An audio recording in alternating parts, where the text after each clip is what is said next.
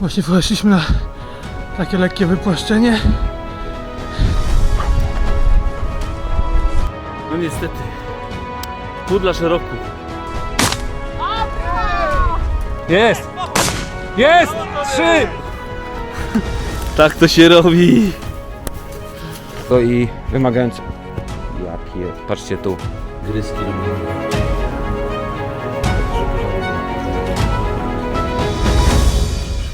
To jest szok. Gdzie was można spotkać? My na dziale ze słodyczami. Wylądowali. Troszkę pada, ale jest okej. Zimno. Słuchajcie, zapraszamy was do przeżycia z nami wspólnej przygody w tym pięknym kraju. Czekamy na Miśka. Michał nas zaraz podejmie z Tromsø i jedziemy na wioskę. Jesteśmy uratowani prawie. Jak tam bus? Dobra, ważne, że ciepło.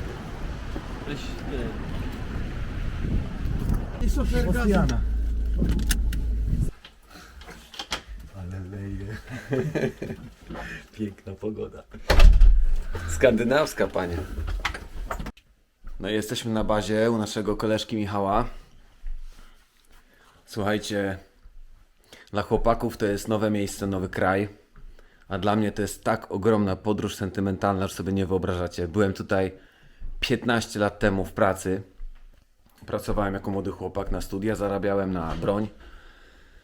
No i też polowałem. Poznałem tutaj myśliwych. Polowałem tutaj z nimi na łosie, na lisy, ale nie polowałem na pióro. A właśnie taki mamy plan naszego wyjazdu. Wachu i Sebastian mają instynktowne wyczucie tradycji lokalnych. Zobaczcie, co Wachu zrobił na śniadanie.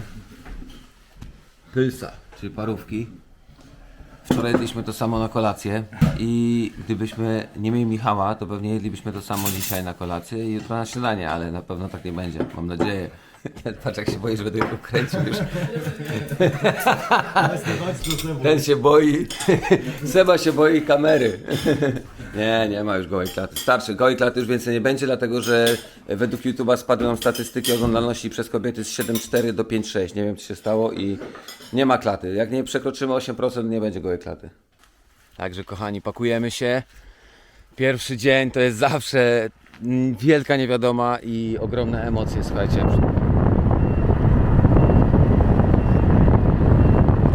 No i nie uwierzycie, czego zapomniałem. Nie wziąłem butów. Pojechałbym sobie kuźwa w góry w adidasach. Ja pierniczę. Muszę, po prostu muszę. A myślałem, coś jest nie tak. Mówię, kurde, czy ja czegoś nie zapomniałem? To jest niemożliwe. 2 minutes, my friend. Sorry, I go on the wrong way. 2 minutes. Yo, seriously, I have now 4.2 kilometers, you know? Dotarliśmy do obozu Norwegów. Tak jak wam mówiłem, w Norwegii polowanie to jest styl życia. Zobaczcie, zaczął się sezon na pióro i ci ludzie, pasjonaci polowania na pióro, wzięli swoje pointery, wzięli swoje legawce i w tej chwili oni tutaj będą spędzali cały tydzień. Poświęcą dzisiaj nam jeden dzień, zapolują z nami po to, żebyśmy mogli w tych pięknych górach zapolować na pardwy. Natomiast oni tutaj zostaną jeszcze długo potem i po prostu stąd się nie ruszają. Jesteśmy bardzo daleko od jakiejkolwiek cywilizacji, nie ma tu sklepów, nie ma tutaj domów, nie ma tu po prostu nic. Teraz jeszcze przemieścimy się głębiej, a potem 2 godzinki marszuty, żeby wejść ponad las, tak zrozumiałem przynajmniej, i polujemy. No niestety nie mamy swoich psów, nie mogliśmy ich ze względów technicznych zabrać, ale zapolujemy podobno z pierwszej klasy psami w Norwegii. Właściwie na ten moment widzimy tylko jeden taki mały problem. Właściwie to nie jest mały problem, wiecie o tym doskonale, że ja mam obsesję na punkcie celności strzałów. Będziemy polowali na bardzo szybkie ptaki. No a nie mamy swoich strzelb, bo linie lotnicze, którymi przylecieliśmy, nie pozwalają na nadawanie bagażu pod tytułem broń. Musieliśmy broń użyczyć, dlatego po raz pierwszy w życiu dzisiaj będę polował z automatem. No nie wiem, zobaczymy, trochę się boję, bo naprawdę nie mam pojęcia. Nigdy nie strzelałem, nigdy nie trenowałem z automatu. A poza tym to nie jest moja broń, to nie jest dobra opcja. No ale nie ma wyboru. Przyjmujemy na klatę to, co jest i maszerujemy. Misiu, ty będziesz polował na dziki sanitarne? Oczywiście. A nie, bo to jest normalny kraj. Zapomniałem. Tutaj można mieć po prostu tłumik na broni, nie uwierzycie. Nie ma dzików sanitarnych, a można mieć tłumik na broni. Żeby nie było to cały czas pod górę. Jak Filipku?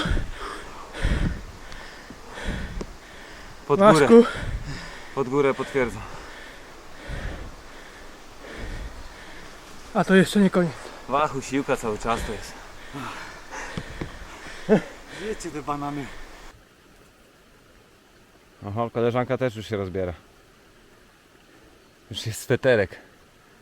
Wejdziemy do góry, będzie stanika. Daleko przyszła pani Norweżka i nas pogoniła.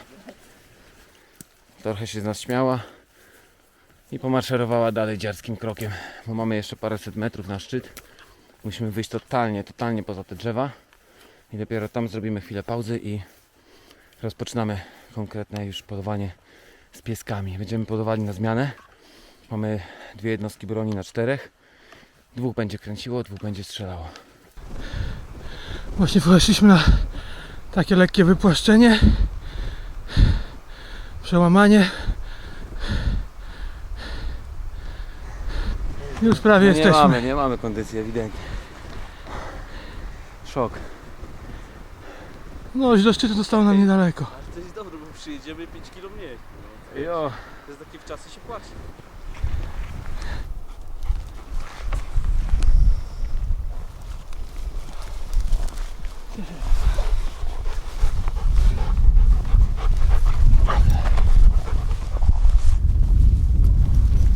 Kamizelka, żeby było go dobrze widać. Żeby się nic nie stało. Bezpieczeństwo psa przede wszystkim. No i ludzi oczywiście. Widać, że tutaj dbają ewidentnie o to bardzo dobrze.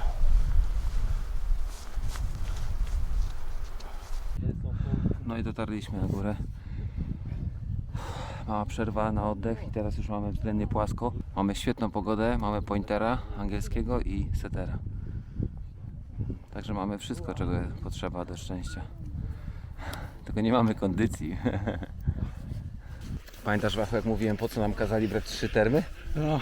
Słuchajcie, my już mamy komplet bielizny przebrany, bo jest wszystko do wyciśnięcia, jak po prostu wyżymaczką można wyrzymać. Masakra.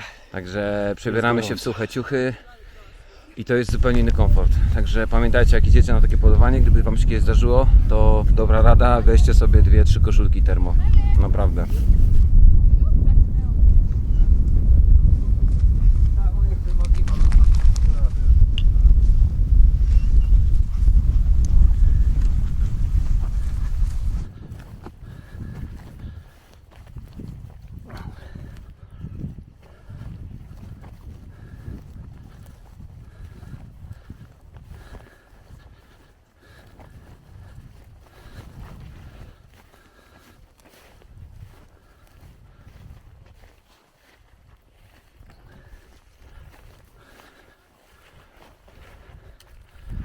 Uwaga, no to gdzie będziesz? Szykuj się.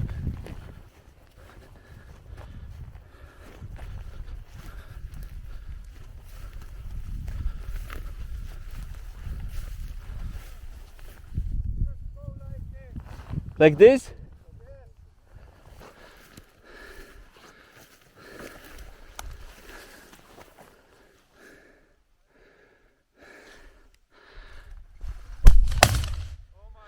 O kur... No niestety. Pudlarz roku. Wachu miał drugą okazję w ciągu minuty spod psa. Waszku. Waszku.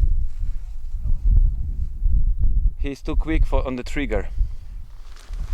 I'm gonna kill him. I told him to try a little bit. A za szybko strzelasz, za szybko, zdecydowanie. W ogóle nie celowałeś. No bo powinienem odczekać, ona mi wyskakuje i po prostu nie... Popatrz w oczy widzom. Zobaczcie tutaj. Nikt nie nosi butelek z wodą. Woda prosto ze strumyka. Nabierasz i pijesz. Czyste zdrowie, czysta woda.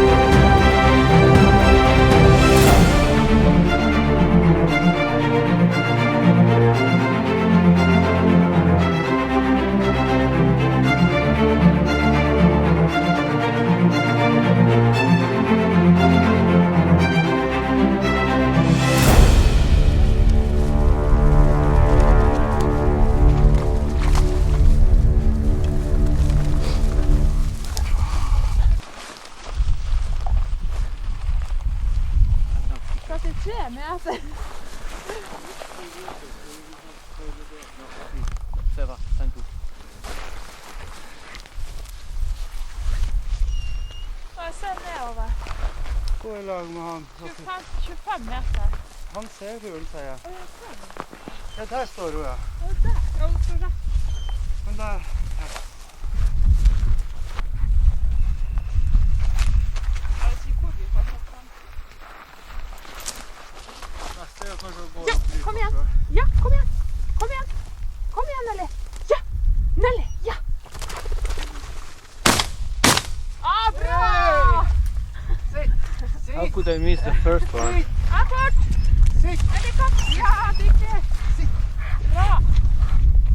Kom, Nelly. Fosterrippe! Nelly, kom igjen. Tusen takk! Kom igjen. Kom her. Kom. Bra. Dyktig, jente. Takk. Takk skal du ha! Artig. No i słuchajcie, pierwsza akcja dzisiejszego dnia, pierwsza stójka. Pierwszym szczałem spudłowałem, nie wiem, chyba za blisko troszkę było, ale jest. Zastanawialiśmy się, jaki będzie miała kolor. No jak widzicie, jest już w trakcie przepierzania. No i słuchajcie, pierwsza par 2 w moim życiu. Pierwsze strzały, pierwsza stójka, akcja była niesamowita. Powiem wam, było tak blisko. Pies, pointer angielski. Oddaję teraz strzelbę Sebastianowi. O, Ale akcja. nie mam słów. Nasz wór. Gratulacje. Dzięki. Nasz wór, kochani.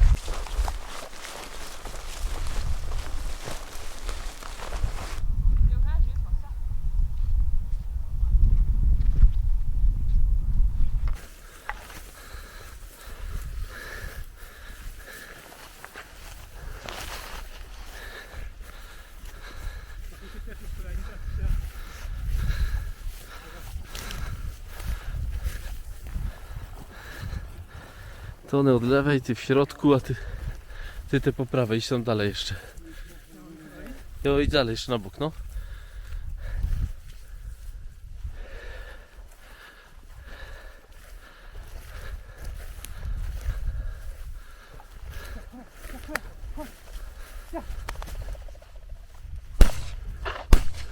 Tu! Patrz! Chłopaki. Oj, oj, oj. Czekaj. Masz kamerę, trzymaj lepiej. Ustaliliśmy bardzo jasno zasady.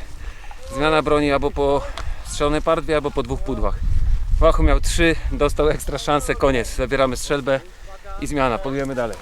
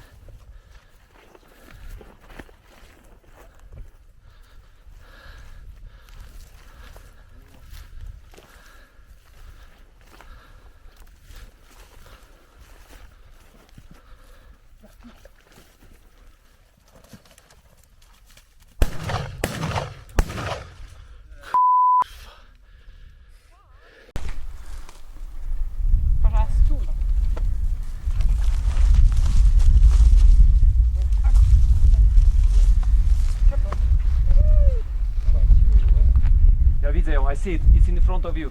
Right in front of you, behind the rock. På sten. I see it. Första, It's ja. 1 meter in front of you. Yes. Behind that rock. Nelly. Ja strzelałem też, nie wiem, w tym samym momencie strzeliśmy. Na filmie będzie widać. Who wants to shoot you? I believe it's yours, Yeah, isn't it? we can have it. It's okay. Du får ju komma hej mig, du. You can have it. Strzelbę jest yours. You see, Tommy. Oj, for now. No dobra, strzelaliśmy razem. Nie wiem jak jest, ale niech będzie. Ja myślę, że wspólnie ją uszczeliliśmy, ale nieważne. Była piękna stójka, widziałem jak się... ale patrz, przeszliśmy przez to, nie? Coś niesamowitego. Ja nie uznaję tej za moją, szczerze mówiąc. Ale dobra.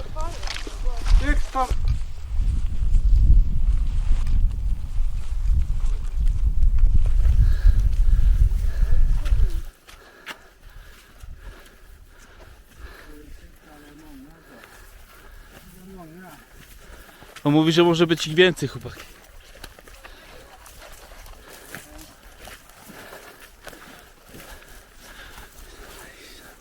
Seba.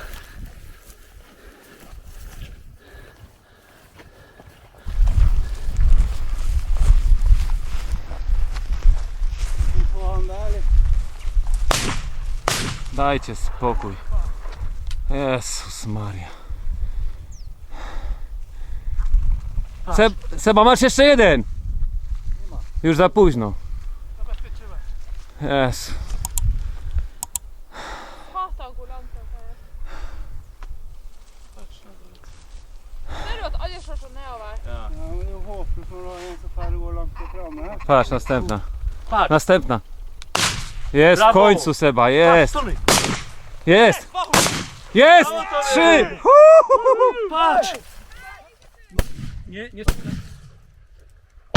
W końcu, bo takie pudła, że już miałem dość tego. Ach, chłopaki, gratulacje. Pierwsza, Jest. nareszcie. No, były już emocje różne, co? Do 3 razy sztuka, ale udało się. Brawo, gratulacje. Nie jest Seba. łatwo, ale fajnie jest, super. Bez psów to było nie to samo. Uważajcie. Stójka, stójka! Brawo! Ładuj! Czech ty nie masz amunicji? Dawaj. Jak nie masz? Nie mam.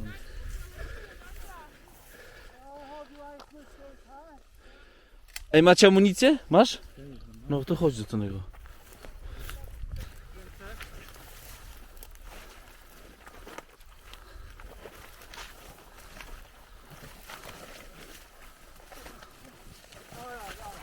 A, brawo! Jo. Yeah, that's the last one, yeah. W końcu. W końcu. Gratuluję wam serdecznie. Święty Hubert was kocha, bo wam wystawi trochę.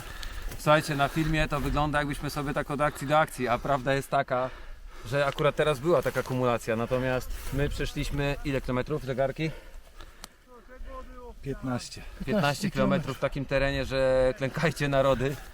No ale warto, słuchajcie, no tutaj się strzela rzadko, dlatego trzeba strzelać celnie. Jest? Stójeczka, jest stójka. Dobra, jest na Okej. Nie ma czasu, dobra, potem pogadamy. Let her go.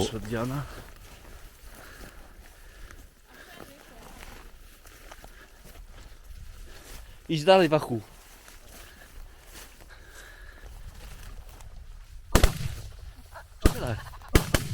Brawo! Woohoo! Strzeliłem tą trzecią. Aha! Brawo chłopcy! No, Piękna akcja. piękna akcja, no. Piękna. Jedna jej. Jedna twoja, jedna waha. Dobrze, nie tak będzie. Brawo, Wachu! Tak to się robi. Brawo. Siampe Fins. Siampe Fins. Tu idzie. Tu jest nasza norweska Diana. Gratuluję. Siampe Fins. Gratuluję. Fins Fuga. Podchodziliśmy we troje, koleżanka, ja i Wachu. Są 3. Kto, którą strzelił, to jest już tajemnica świętego Huberta. Ale myślę, że było dobrze. Jupi. Chodźcie, może jest więcej. Strzelaj.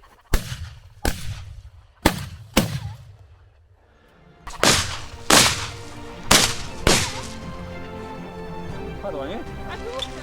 Jedna spadła. Kto ma pestki? Grałeś z Wachu? Jedna spadła.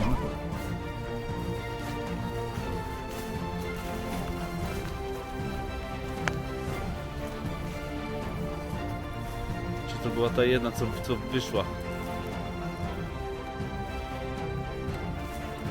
Tak. Chyba tak.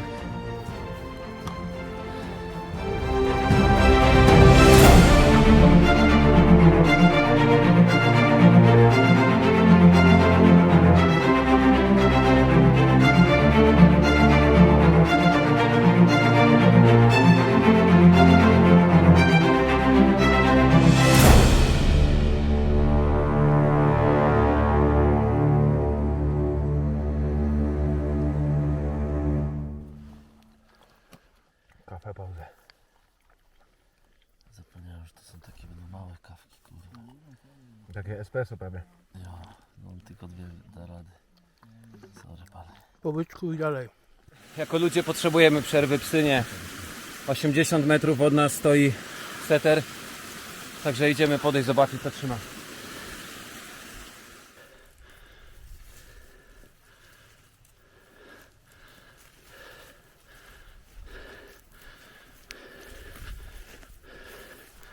Chyba, że on znowu to ma.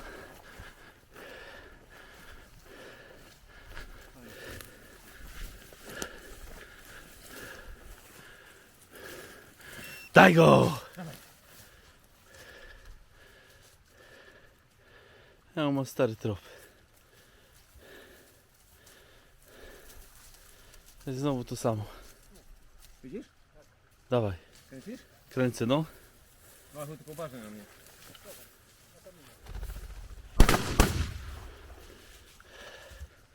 Brawo pan. A po...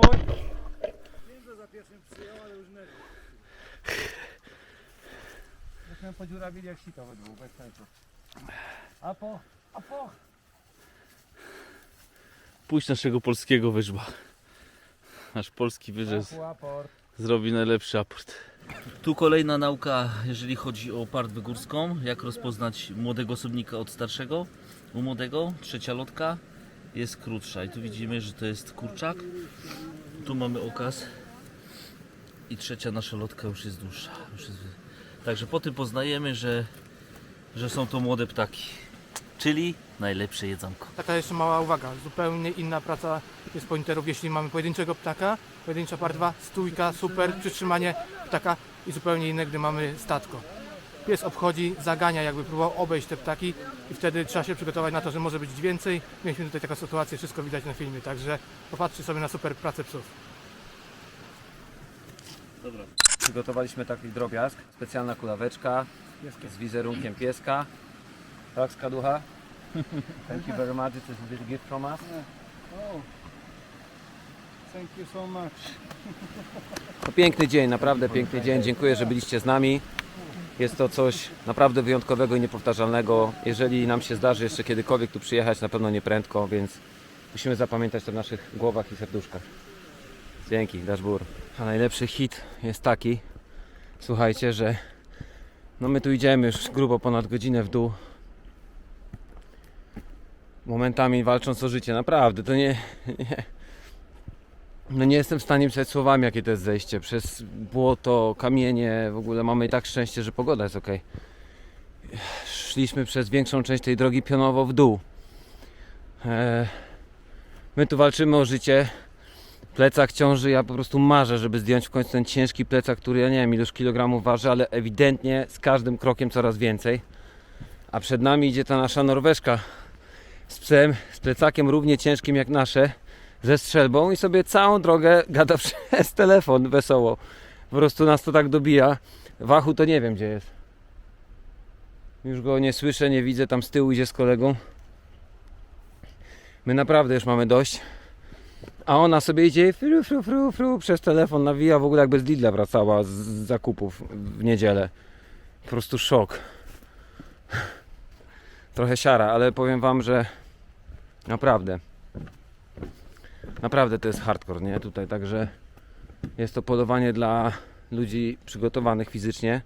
Lepiej niż my najlepiej. Natomiast no jest to przygoda i satysfakcja zarazem, bo upolowanie kilku ptaszków w takich warunkach no jest to coś na pewno niecodziennego i wymagające. Patrzcie tu.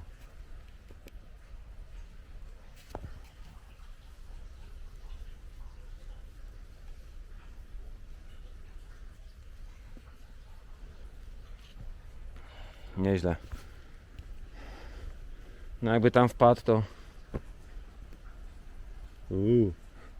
Dobra, idziemy sprawiać ptaszki nasze. Bo dzisiaj kolacja z partwy. Męska rzecz poskubać sobie ptaka, nie? Wachu. Męska rzecz. W Norwegii poluje się dla mięsa.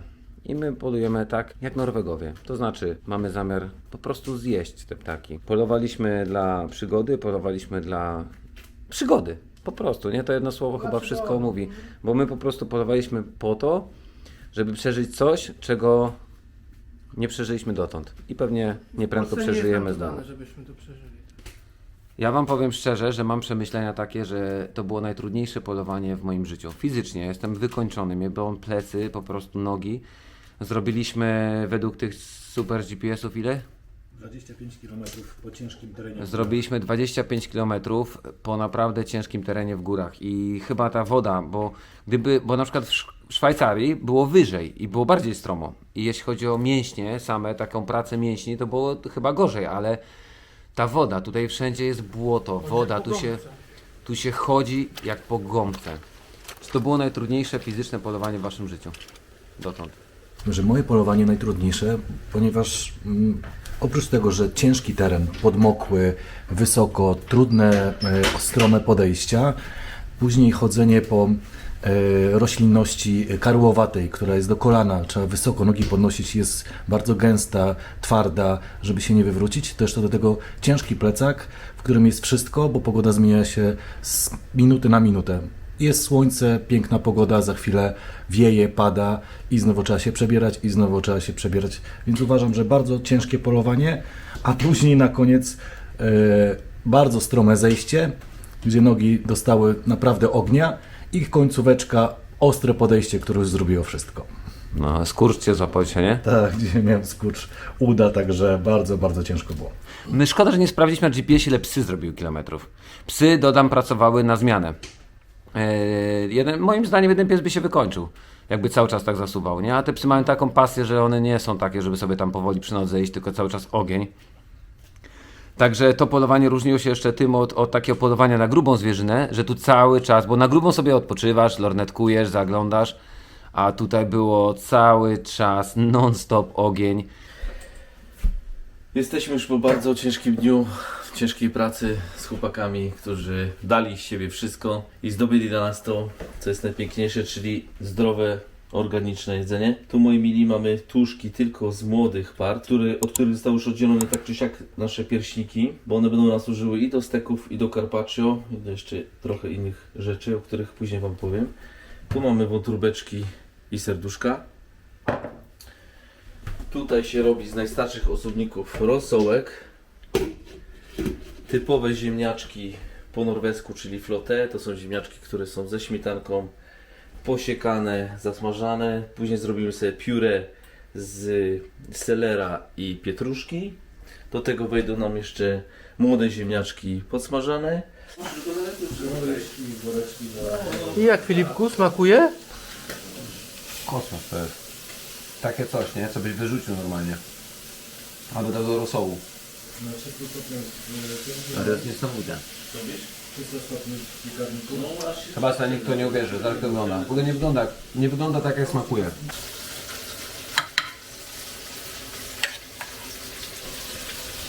Na to wykładamy naszą piękną pierś i do tego podsmażona kalarepka z cebulką. Porcja śmietany gęstej, nie słodkiej i na to wszystko borówka i to, co tygryski lubią najbardziej. Za duży porządek był na tym talerzu. To jest szok. Ten, kto nie jadł, niech żałuje, naprawdę. Strzelić i zjeść coś takiego. Mega delikatne, borówka robi przepiękny smak do tego.